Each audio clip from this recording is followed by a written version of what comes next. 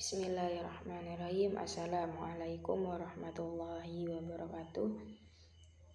Nama saya Lailatul Karomah. Di sini saya akan menanggapi sebuah penjelasan yang telah dijelaskan oleh Dr. Abdul Wadud LC.MA, di mana dalam pertemuan yang kelima beliau menjelaskan tentang teori atau perhitungan pendapatan nasional.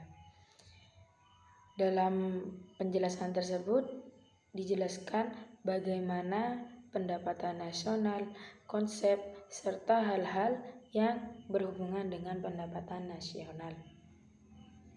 Yang pertama yaitu tentang definisi pendapatan nasional. Jadi dalam pendapatan nasional itu memiliki suatu arti, yaitu nilai total output akhir dari suatu negara berupa atau dari semua barang dan jasa yang diproduksi dalam satu tahun. Jadi pendapatan nasional itu sebuah total atau nilai akhir output suatu negara yang telah dihasilkan dari suatu barang atau produksi, yaitu dari suatu barang atau jasa. Berikutnya tentang konsep pendapatan nasional. Konsep pendapatan nasional itu terdiri dari 6 konsep. Yang pertama yaitu produk domestik bruto atau GDP.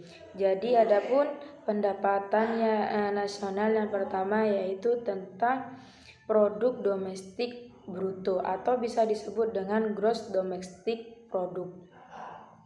Jadi dalam konsep yang pertama ini dijelaskan dalam suatu negara semua warga itu kita menghitung produk atau jasa yang dilakukan oleh semua warga. Misalnya di dalam negara Indonesia, kita itu menghitung dari warga Indonesia maupun warga negara asing yang berada di Indonesia. Rumusnya itu GDP sama dengan pendapatan masyarakat dalam negeri ditambah pendapatan asing luar negeri. Jadi pendapatan yang dihasilkan oleh warga negara ditambah dengan penghasilan yang diperoleh oleh warga negara asing. Yang kedua yaitu produk nasional bruto atau bisa disebut dengan gross national product, di mana dalam konsep yang kedua ini kita itu menghitung atau yang dihitung oleh kita itu yaitu sebuah produk penduduk negara atau warga negara Indonesia baik dalam negeri atau yang dilakukan di luar negeri. Dalam produk nasional bruto ini memiliki rumus seperti GNP sama dengan pendapatan warga negara Indonesia dalam negeri ditambah pendapatan warga negara Indonesia di luar negeri dikurangi pendapatan asing di dalam negeri. Berikutnya yaitu perbedaan. Jadi antara konsep yang pertama dengan konsep yang kedua itu memiliki suatu perbedaan, di mana perbedaan antara GDP dan GNP itu yaitu kalau GDP itu yang dijumlah warga yang ada di dalam negeri. Maksudnya itu hanya menjumlah di dalam negeri, sedangkan GNP itu yang dihitung pendapatan warga yang dilakukan di luar negeri maupun di dalam negeri. Yang ketiga yaitu produk nasional neto atau bisa disebut dengan NNP.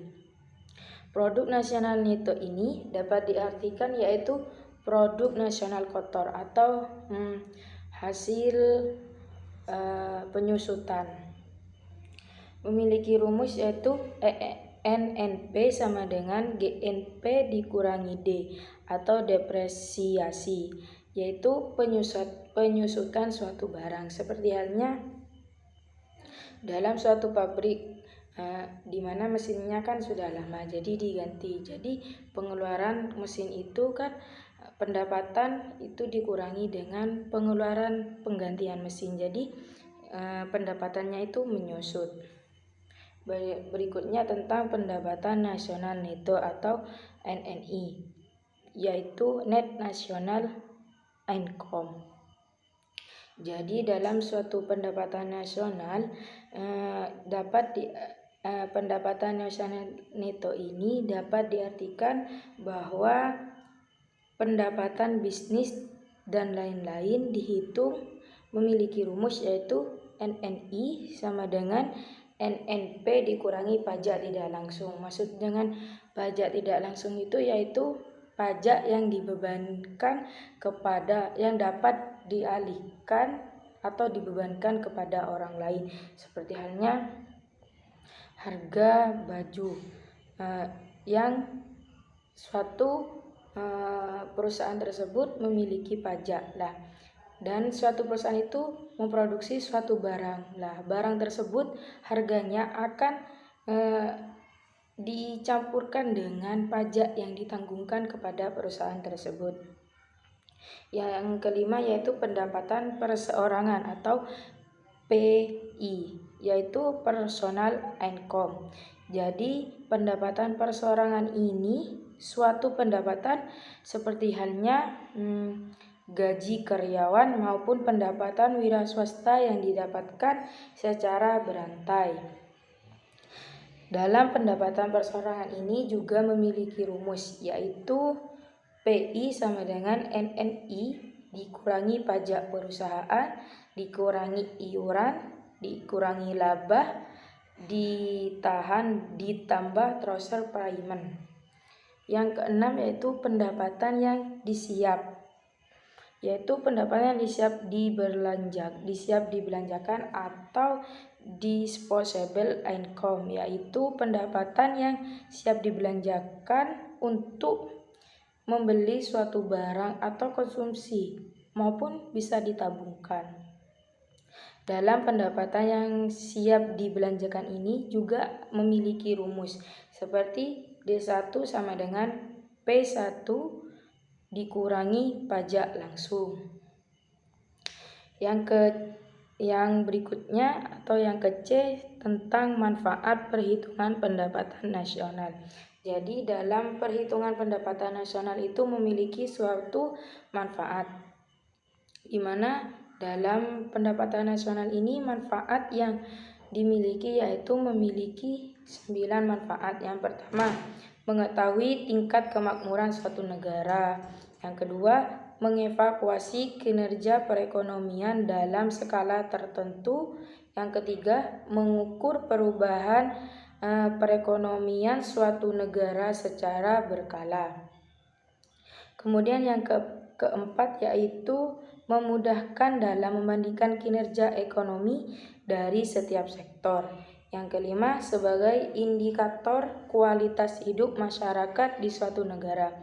Yang keenam, sebagai indikator perbandingan kinerja antar negara.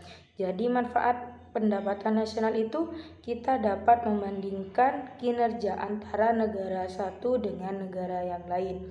Yang ketujuh, sebagai indikator perbandingan kualitas standar hidup antara negara. Yang kedelapan yaitu sebagai indikator dan perbandingan antara tingkat pertumbuhan ekonomi dari waktu ke waktu. Yang kesembilan yaitu sebagai indikator dan perbandingan pertumbuhan ekonomi dan kekayaan dari suatu negara.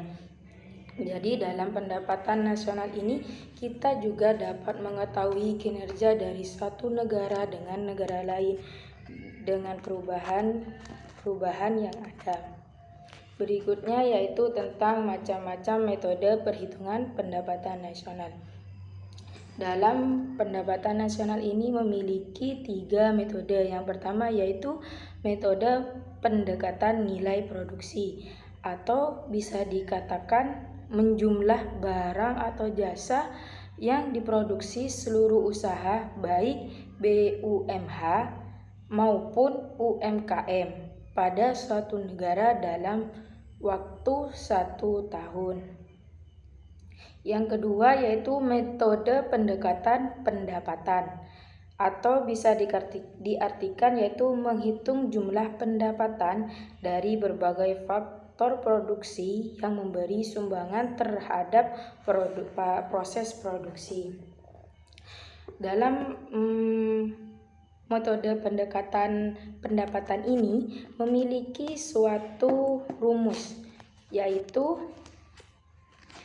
Y sama dengan W ditambah R ditambah I ditambah P, di mana Y ini memiliki arti yaitu pendapatan nasional dan W merupakan upah atau gaji, dan R memiliki arti sewa, I sebagai bunga, dan P memiliki arti keuntungan. Dalam macam metode yang ketiga ini yaitu metode pendekatan pengeluaran, yaitu menjumlahkan semua pengeluaran dari rumah tangga, perusahaan, pemerintahan, dan masyarakat pada periode tertentu. Yang E yaitu pendapatan nasional dalam perspektif ekonomi Islam, di mana dalam pendapatan nasional dalam perspektif ekonomi Islam ini ada 4. Yang pertama yaitu pendapatan nasional harus dapat mengukur penyebaran pendapat individu rumah tangga. Yang kedua yaitu pendapatan nasional harus dapat mengukur produksi di sektor perdesaan. Yang ketiga yaitu pendapatan nasional harus dapat mengukur kesejahteraan ekonomi Islam.